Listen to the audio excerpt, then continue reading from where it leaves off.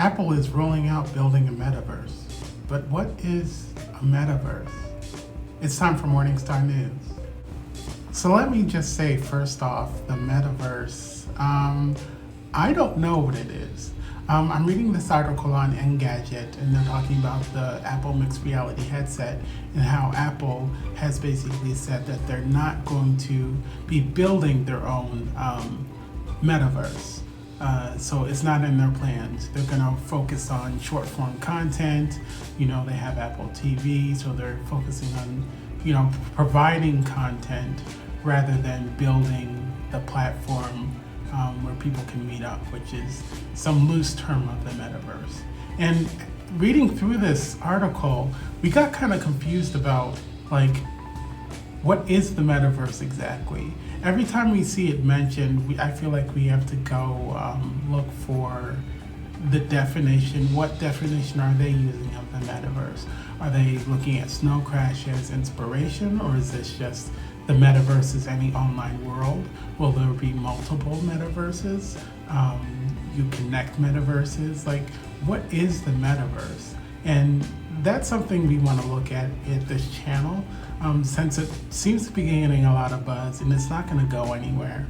Virtual reality, augmented reality, and these metaverses, whatever they are, we want to keep looking into that. So yeah, one link to the Engadget article, but then we also wanted to take a look at this New York Post article that we found was interesting, that kind of goes into more detail of what the future might look like when these metaverses are a thing. So the New York Post did some interviews with quote-unquote experts in the field about what 2030 might look like when the metaverse is well established and technology has advanced basically to give us these experiences. And of course, we have to give people time to build these metaverses or these worlds or whatever you want to call them. So yeah, it's a really interesting article. The first thing they talk about even is visiting places, the Grand Canyon, for example, or seeing famous castles, being able to walk through them in the metaverse with your VR headset or whatever.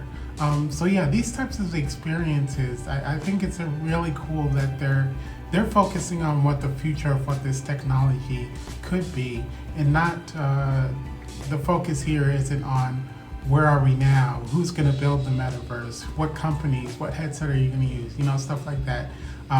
We think that's interesting because we're living in the now, but we also like pieces like this when they're looking into the future. One group of people that they talk about using the metaverse is people who are just doing it for online school or for work purposes. Like Meta, they have workrooms, Microsoft Teams, Google Meet, Zoom, things like that. Well, in 10 years, we'll be doing that in virtual environments, right? So that's one group of people. I guess the first we would mention is the people who are going sightseeing, right? Visiting sites virtually, remotely. And then this other one, yeah, it's remote, right? Remote school, remote work. So I guess they kind of see that as it's not going anywhere, right? COVID forced people to stay at home for a while, and a lot of working from home is going on where it's possible, of course.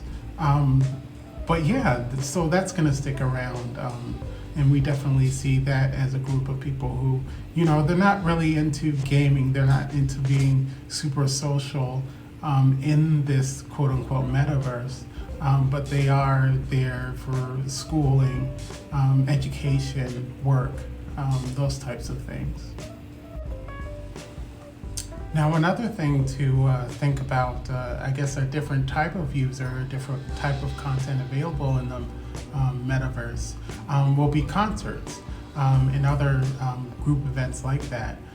Yeah, I'm not sure you're aware of the Ariana Grande concert that happened in Fortnite last year, but that was interesting. It wasn't a virtual reality experience, so I wouldn't say it's metaversey in that sense, but you could log into Fortnite and there was this basically a guided tour concert in Fortnite. So we were just thinking about that. That would be really cool in virtual reality and just concerts in general, right? Have a metaverse experience with it.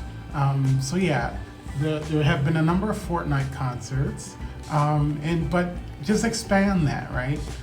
Anyone can do a virtual concert, and you can either do augmented reality, even see the performer perform in your own space, or right, you go into virtual reality and you can mingle with your friends and stuff like that. So this sort of entertainment, concerts, movies, plays, anything like that, anything you can get together with people to watch and experience, that's another type of thing we could see in the metaverse in 10 years, but it's already happening. So we mentioned gaming with Fortnite, so obviously that's going to be a huge part of the metaverse. Gaming and just in general social experiences, but as the technology gets lighter and the graphics get better and the computers and graphics cards and we can power more experiences, more group experiences, the quality on those is just gonna go high. So yeah, gaming, we won't go into all the details, the possibilities there really, but that's a huge thing with the metaverse. Just a couple of other quick uses we wanted to touch on, but brands and fashion and makeup and stuff like that, they're going to want to be making clothes and accessories and things like that for the metaverse. And we kind of have to groan and say it, but NFTs and creators creating art and content for the metaverse. We definitely see, there's that side of it. There's not just the people who are consuming the content, there's the content creators.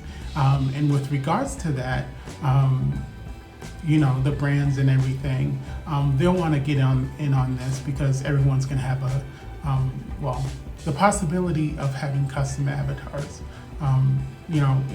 Just like in the real world, in the metaverse, there's so many possibilities, right? With your appearance, with your clothing, with everything. So yeah, that's going to be another big segment of the metaverse. Okay, and this is the last one we're going to talk about.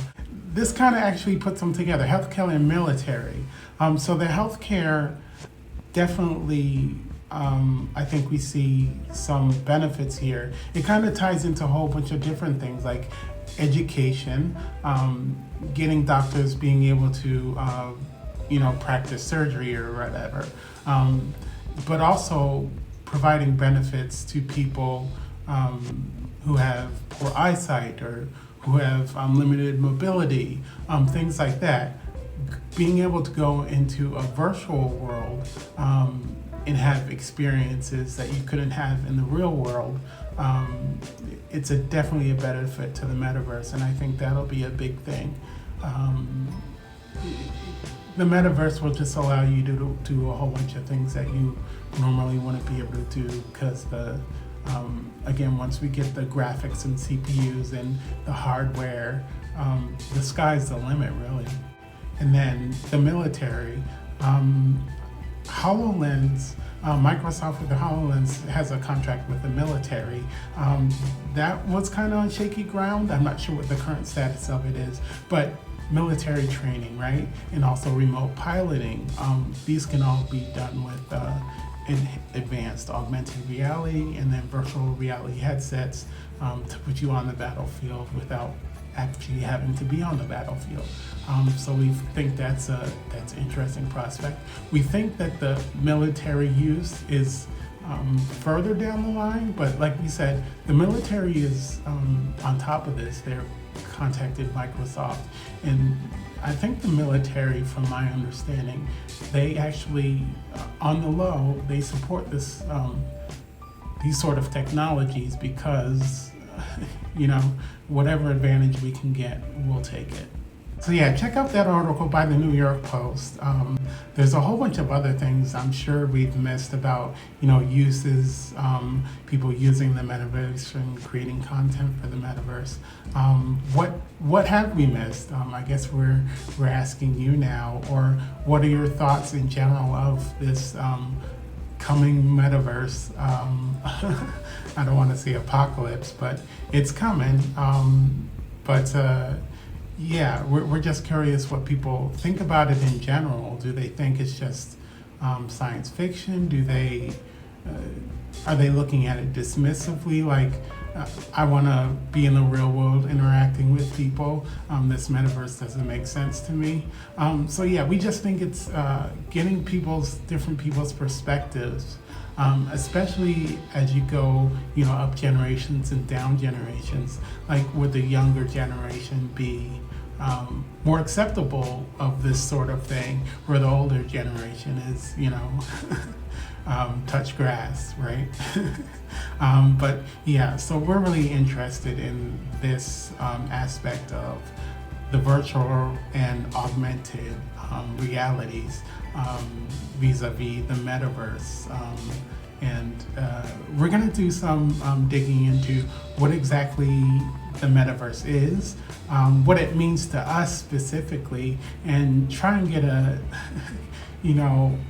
kind of wrap our heads around what this means exactly, and what it could mean for the future. Because we get hung up on the word metaverse and people using it in different ways and meaning different things. So we want to get to the bottom of that.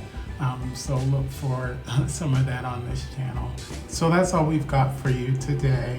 I had a couple of questions there and there. If you have any thoughts about the metaverse, we really want to know. But yeah, that's all we got for you today, and take care.